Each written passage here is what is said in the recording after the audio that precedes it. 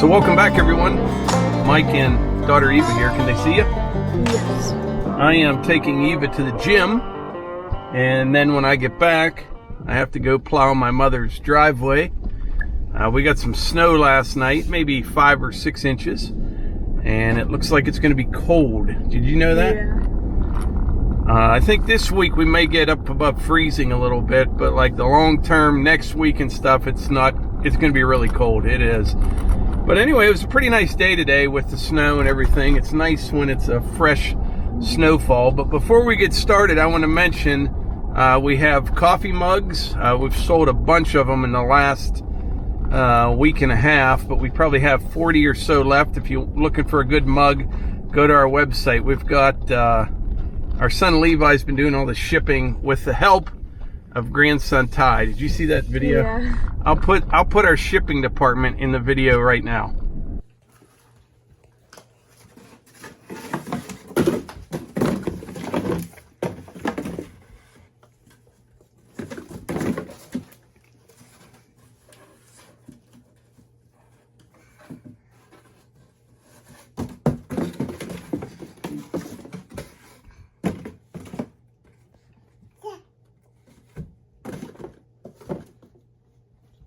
So Eva, are you teaching or are you coaching or participating tonight? I'm working out and then I'm coaching. Okay. Do you know what the workout is?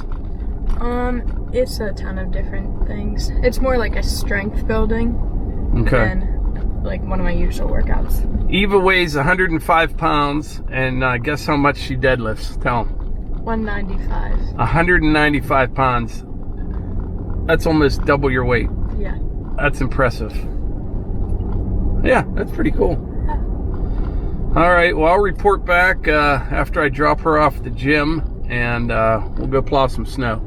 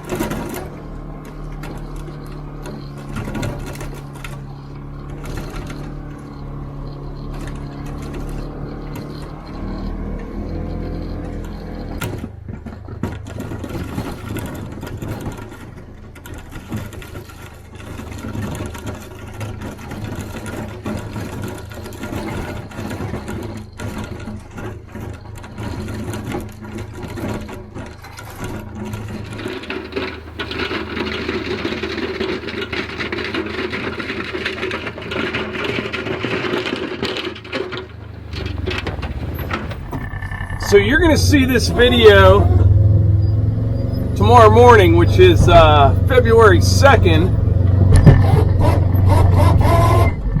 which is Groundhog Day. Now, most of you are probably familiar with Groundhog Day, but here in Pennsylvania, kind of a big thing.